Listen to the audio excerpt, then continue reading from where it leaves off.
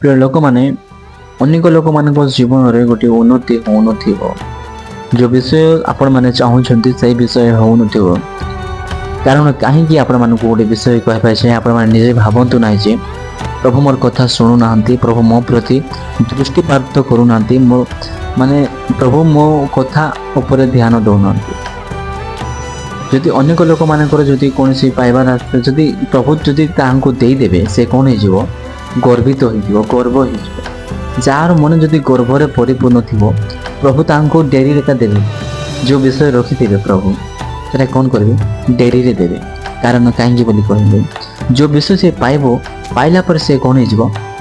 ଗର୍ବିତ ହେଇଯିବ। ଅନେକ ଲୋକ ଭାବନ୍ତୁ, ନିଜେ ମଧ୍ୟ ଭାବନ୍ତୁ ଟିକେ, ଯେଉଁ ଗୋଟେ ବିଷୟ ଅଛି, ଯଦି ଆପଣମାନେ ଯଦି ସେଇ ବିଷୟ ଯଦି ପାଇଗଲ, ପ୍ରଭୁଙ୍କୁ ଆଉ ଧନ୍ୟବାଦ ଦେବାଟା ଭୁଲିଯିବ।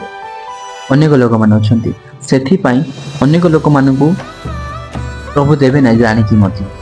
କାରଣ ମୁଁ ଯଦି ତାକୁ ଯଦି ସେହି ପ୍ରକାର ଯେଉଁ ସେ ବିଷୟ ମାଗୁଛି, ସେଇ ବିଷୟ ଯଦି ତାକୁ ଦେଇଦେବି, ସେ କ'ଣ ହେଇଯିବ? ମୋର ସେବା କରିବ ନାହିଁ, ମୋର ଗୌରବ କରିବ ନାହିଁ।